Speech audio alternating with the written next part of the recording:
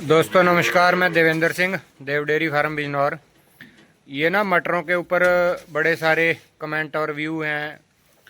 भाई लोग कुछ बोलते हैं कि मटर खिलाने चाहिए या नहीं खिलाने चाहिए, तो आज हम इसी पे बात करेंगे। तो वीडियो को ना गौर से सुनना और ध्यान से सुनना कि मटर खिलाने चाहिए या नहीं, और अगर नहीं खिलाने चाहिए तो क्यों नहीं खिलाने चाहिए, इसके क्या नफ़े हैं, क्या नुकसान है, गायों में दूध की क्षमता पे क्या फ़र्क पड़ता है। तो इसी पे ना विस्तार से बात करते हैं।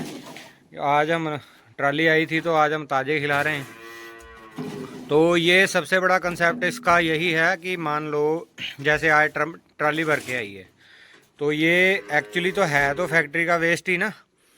तो वेस्ट चीज़ तो वैसे भी नहीं खिलानी चाहिए गायों को, लेकिन अब मजबूरी है, क्या करें।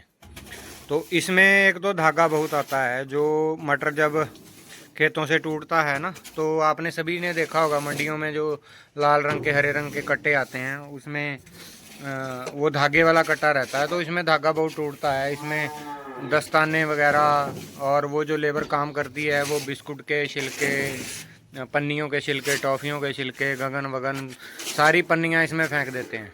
तो इन चीज़ों को ध्यान से रिमूव करना पड़ता है। तो ये पन्नियाँ और धागे जाने का पेट में खतरा रहता है। वैसे तो ये जब गाय जुगाली करती हैं तो ये सारे वो चीज़ें रिमूव कर देती हैं, लेकिन ये एक बहुत बड़ा जुल्म है गाय के साथ। तो इन चीज़ों को नहीं खिलाना चाहिए। हम आगे से नेक्स्ट ईयर ट्राई करेंगे कि अपना साइलेज का जो है ना पूरा स्टॉक बनाया जाए। तो ये कोशिश हमारी रहेगी। तो जैसे ये हमारा साइलेज था तो ये कम रह गया, तो हमने दो महीने का साइलेज का स्टॉक रोक लिया, नहीं तो हमें अब मई जून में दिक्कत आती। तो मई जून में क्या खिलाते, उसी मजबूरी की वजह से हमने सोचा चलो 2 महीने ना मटर खिला लेते हैं। तो इसका हमने न्यूट्रिशन वाले आए थे हमारे यहाँ, जीएम साहब आए थे एक फीड कंपनी के, नाम नहीं लूँगा फिर वो प्रमोशन वाली बातें हो जाती हैं।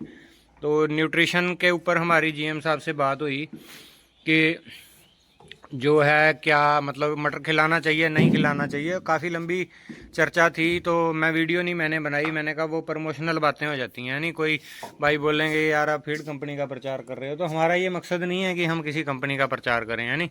तो हमने जो उस दिन निष्कर्ष निकाला था कि गाय, ये जो एचएफ गाय हैं ये बड़ी सेंसिटिव हैं, इनका रूमन बड़ा सेंसिटिव रहता है। तो ये रूमन को मेंटेन करने के लिए हमें साइलेज, फीड और तूड़ी ही देनी चाहिए। 25 से 30 किलो साइलेज और 1 से 1.5 किलो तूड़ी, और बाकी जो कंसनट्रेट फीड है जिसको बैलेंस्ड फीड बोलते हैं, तो इसको एक बैलेंस डाइट बोला जाता है टोटल। तो टीएमआर करके ही खिलाना चाहिए। तो इसके ऊपर ना बहुत सारे विवाद हैं, अपवाद हैं कि मटरों के ऊपर जो है कई भाई लोग बोलते हैं कि हमारे खासकर काशीपुर क्षेत्र में, उत्तराखंड में और यूपी के वेस्टर्न यूपी में काफ़ी मटर खिलाया जाता है। तो किसान भाइयों से, डेयरी फार्मरों से बात होती है तो वो एक ही बात बोलते हैं कि यार यही तो 3-4 महीने होते हैं हमारे पैसा कमाने के। और ऑब्वियसली बात है कि इसमें पैसा बचता है, फैट एसएनएफ अच्छा मेंटेन होता है, दूध भी बढ़ जाता है। तो लेकिन इसमें दिक्कत क्या है। अब बात करें अगर बैलेंस फीड की, बैलेंस डाइट की, तो ये बैलेंस डाइट नहीं है। इसके साथ आप, मैं दावा करता हूँ कि कोई सी भी कंपनी, कोई सा भी न्यूट्रिशनिस्ट ये दावा नहीं कर सकता कि आप जो है इसके ऊपर एक डाइट प्लान बना देंगे। इसमें इसका मटर का जो ड्राई मैटर है ये रोज़ चेंज होता है, रोज़। अब हो सकता है मैं आपको समझा पाऊँ, आप समझने की कोशिश करना। इसको मैं एक्चुअली कैलकुलेशन नहीं बता सकता क्योंकि इसको कोई भी नहीं निकाल सकता। तो अब जैसे मान लीजिए ये सुबह मटर आए थे तो इसमें लगातार पानी टपक रहा था, जैसे टूटी चल रही हो ट्राली में या बोरिंग छोटा चल रहा हो, है नहीं, ऐसे पानी टपक रहा था। तो अगर हम उसी को ताज़ा ताज़ा खिलाते हैं, उसके साथ तूड़ी मिक्स करते हैं, तो उसका ड्राई मैटर अलग होगा, उसकी कैलकुलेशन अलग होगी, उसकी फीड की कैलकुलेशन अलग होगी। अब दूसरे दिन में पानी और कम हो गया, मटर थोड़ा ड्राई हो गया, तीसरे दिन और कम हो गया। अब ऐसा तो हो नहीं सकता कि हम रोज़ फैक्ट्री से ताज़ा माल भरें और रोज़ खिलाएं, तो वो तो कॉस्ट आने जाने की ज़्यादा पड़ जाएगी, तो इतना टाइम भी नहीं होता है। तो ट्राली भर के आती है करीब 125-150 कुंटल की। तो 125-150 कुंटल मटर हमारे जैसे चलते हैं, मैं अपने फार्म की बात करूँगा तो 15-20 दिन चल जाते हैं। तो अब इसका डेली पानी कम हो रहा है, डेली सूख रहा है, और 15 दिन में आप मान लो 10% 5% पानी इसका रोज निकल रहा है, तो 15 दिन में कितने परसेंट पानी निकल गया, है नहीं। तो 70-75% पानी अगर देखा जाए, अगर कैलकुलेशन एक आइडियल मैं बता रहा हूँ एक एग्जांपल के तौर पे, अगर 5% भी रोज पानी सूख रहा है, जबकि पहले 2 दिन 3 दिन तो आधे से ज़्यादा पानी निकल जाता है, तो अगर एवरेज की बात करें तो 5% भी डेली सूखे तो 75% पानी इसका जो है 60% 70% इसका जो है 15 दिन में सूख जाता है। तो इसकी डेली आप ना तो वैल्यू निकाल सकते हैं, ना इसकी कैलकुलेशन निकाल सकते हैं कि ड्राई मैटर कितना है, फीड इनटेक कितना होना चाहिए। तो ये चीज़ें इफेक्ट करती हैं। और दूसरी बात, सबसे बड़ी बात, जो गीली चीज़ होने की वजह से ना इसमें जो सबसे बड़ी समस्या है वो है फंगस की प्रॉब्लम। ये क्योंकि ये मटर है, जैसे मान लीजिए किसी भी चीज़ को जो पानी लग गया, और अब कुदरत का भी नियम है, जो चीज़ पेड़ से कट गई या किसी श्वास नली से कट गई, यानी वो चाहे आदमी की बॉडी हो या पेड़ की हो या टहनी हो, कुछ भी हो, कोई फसल हो या कोई जानवर की बॉडी हो, जब वो उसकी सांस नली खत्म हो गई, यानी उसके प्राण पंखेरु उड़ गए, मर गई, तो मरने के बाद किसी भी चीज़ को सड़ना है, तो ये कुदरत का नियम है। उसे ऐसे ऐसे कुदरत ने बैक्टीरिया पैदा किए हैं जो उसको डिकम्पोज करना शुरू कर देते हैं। तो जब गीली चीज़ है तो जैसे ही वो कटी, उसके बाद और इसमें फैक्ट्रियों में और थोड़ा पानी मिलाया जाता है, तो ये पानी सारा इसी में आता है, तो ये बहुत ज़्यादा गीला हो जाता है। तो इसको पहले दिन से 24 घंटे के बाद फंगस लगना स्टार्ट हो जाता है। बैक्टीरिया जो है, जो वातावरण में है या जो भी हैं, ऑक्सीजन के साथ रिएक्ट करके इसको गलाना शुरू कर देते हैं। अब समस्या क्या आती है, ऊपर ऊपर तो एकदम फंगस जम जाती है, ये ऊपर मटर के एकदम फंगस जम जाती है, काला हो जाता है।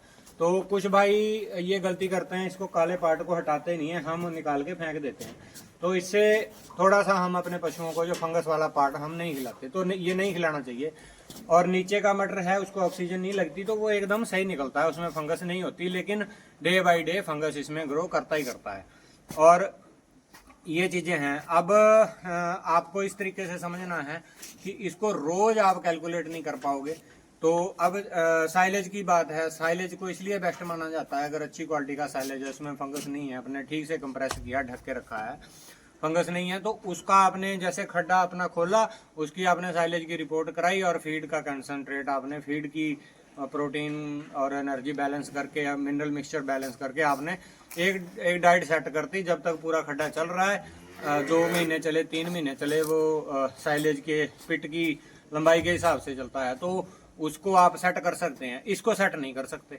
तो उसमें गाय का रूमिनेशन जो है वो एक जैसा रहेगा पर ईयर, है नहीं। अगर पूरा साल खिला रहे हैं तो पूरे साल एक जैसा रहेगा। अगर नया साइलेज का पिट खोलते हैं, 2 या 3 या 4 पिट होते हैं, तो एक आध दिन का थोड़ा बहुत ऊपर नीचे बैलेंस होता है, तो वो पशु झेल जाता है। तो ये तो बिल्कुल ही अलग कंसेप्ट है। तो ये रोज की रोज इसका रूमिनेशन चेंज करना है। तो सबसे बड़ी दिक्कत है, आप पशु की इससे जुगाली नहीं ले पाएंगे। जब जुगाली नहीं ले पाएंगे तो पशु का रूमन खराब हो जाएगा, उससे उसके पेट के अंदर, उसकी बॉडी के अंदर बहुत सारी समस्याएं पैदा होती हैं।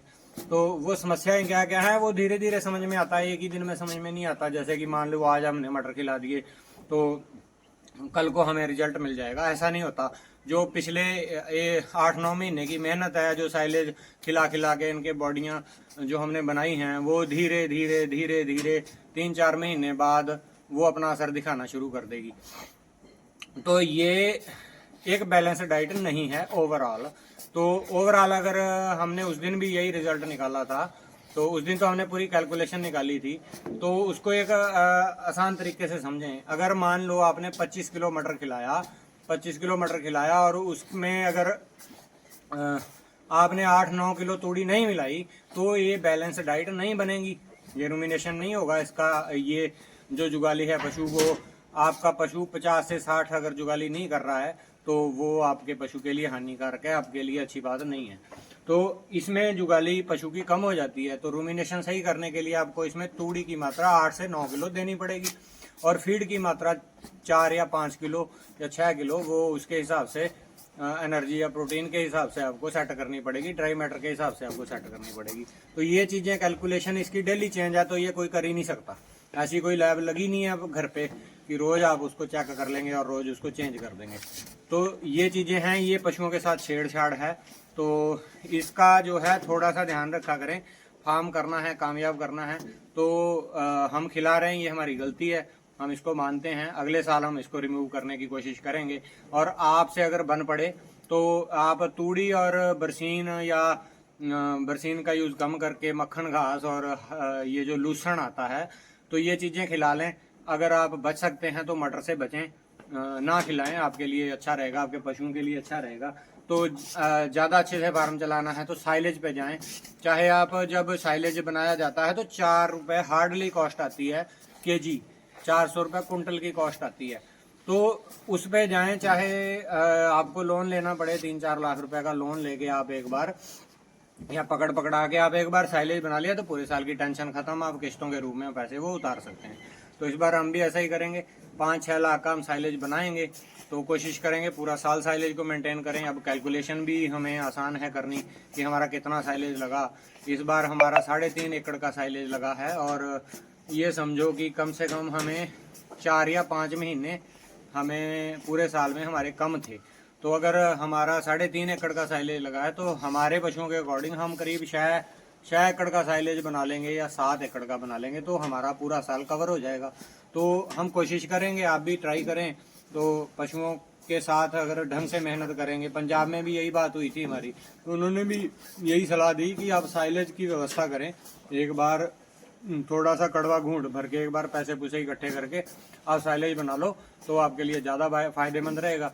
आपको वीडियो कैसी लगी, अगर जानकारी अच्छी लगी तो चैनल को लाइक और सब्सक्राइब जरूर करना, कमेंट करना। कोई दिक्कत परेशानी आ रही हो तो आप कमेंट कर देना, कोई टॉपिक पे वीडियो चाहिए होगी तो आप कमेंट कर देना, है नहीं, तो मैं कोशिश करूँगा उसके ऊपर वीडियो बनाने की। अब आपसे इजाज़त लेते हैं, वीडियो लंबा हो रहा है। नमस्कार, सत श्री अकाल।